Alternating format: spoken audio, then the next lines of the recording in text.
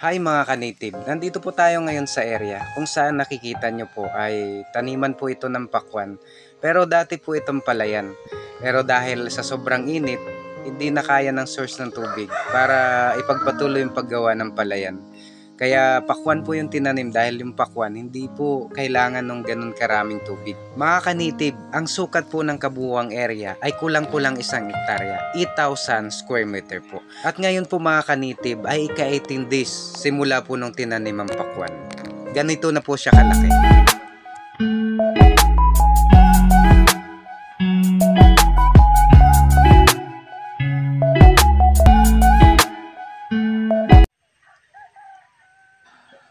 Mga ka-native, kasalukuyan po na nandito po tayo ngayon sa area kung saan makikita nyo po ay nag-a-apply po ng fertilizer para po sa mga pakwan. Dahil mga ka-native, ika-18 days na po ngayong araw simula po nung tinanim itong ating mga pakwan, ay kailangan na po ulit nating mag-apply ng panibagong fertilizer para lumaki po silang mataba, malusog at para magbigay po sila ng malalaking bunga.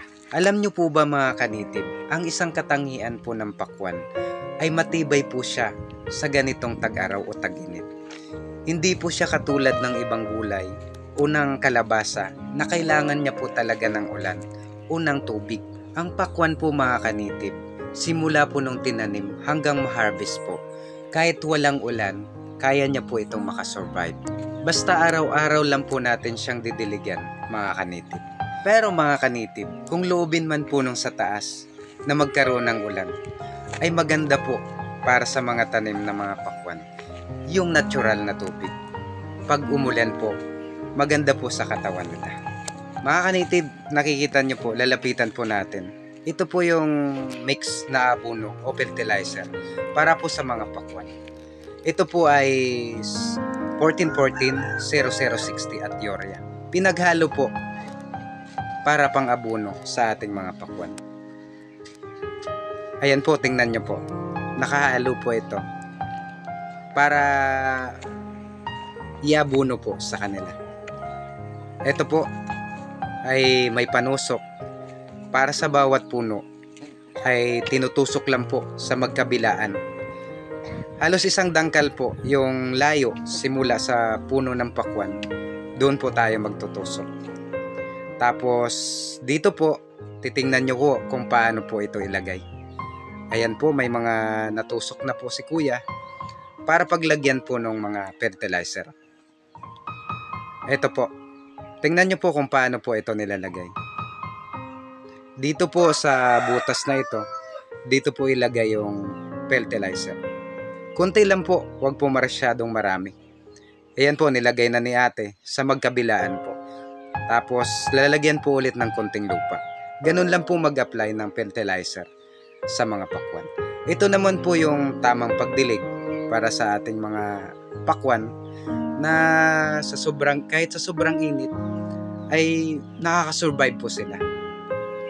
Ayan po, nakikita nyo po si kuya kung paano niya po ito diligan. Basang-basa po yung puno, pati po yung mga talbos o katawan ng pakwan. Mga ka-native, kailangan po kasi ng pakwan ng maraming tubig dahil sa sobrang init, ang bilis lang po nilang matuyo.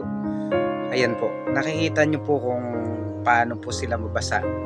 Yung bawat puno lang po yung tinatamaan ni kuya para hindi po sayang yung tubig. Mga ka-native, isa po yung pakwan dito sa amin sa Palawan. Sa in demand po sa market. Kaya marami pong nagtatanim ng pakwan. At isa rin po yung pakwan sa may pinakamabilis ma-harvest. Magbilang lang po kayo ng simula po nung tinanim mga ka-native. Magbibilang lang po tayo ng 60 days. Pang 60 days, unang harvest na po ng pakwan. Ganun po siya kabilis mga ka-native. Kaya kung may area po kayo na bakante, pwede nyo pong taniman ng pakwan mga ka-native. Ang pakwan naman po mga ka-native ay hindi po ganun kasilan na tanim. At maliit lang po yung magiging puhunan natin kapag nagtanim po tayo ng pakwan. Ayan po, 60 days po, harvest na po yung atin. Ayan po mga kanitib, ngayong araw po ay pang 35 days na po ng tanim ni Apo ng mga pakwan. At nagsisimula na po itong mamunga. Nakikita nyo po, ayan po yung mga bunga niya. At lapitan po natin, marami na pong bulaklak. At nakikita nyo po yung mga bunga, yan po yung tinatawag na unang bunga o panganay na bunga. Ayan po mga kanitib, lapitan po natin. Ayan po, panganay po na bunga, yung tawag sa unang bunga. Mga kanitib, i-update ko po kayo pag pang 60 days na po ng tanim ni Apo ng mga pakwan. At itutotal po natin lahat kung ilan po yung naging expenses ng pakwanan ni Apo. At kung ilan po yung aabutin, ilang tons po yung ma-harvest, kung ilan po yung kikitain dito sa pakwanan ni Apo. Sa ganito po kalaking area na kulang-kulang 1 hektarya, 8,000 square meter. Ito po yung attractant. Mga kanitib, nakikita nyo po yung bottle na to. Mayroon po itong gamot na nilagay sa loob. Nilalagay po ito pag nagsisimula na po mamunga yung mga pakwan. At dito po lumalapit yung mga insekto na bumubutas po sa mga bunga ng pakwan. Mga kanitib, ang tawag po sa ganito ay fly attractant. Mahalaga po na maglagay tayo ng ganito kapag namumunga na po yung ating mga pakwan. Sa muli mga kanitib, maraming salamat po. Mabuhay po lahat ng farmers.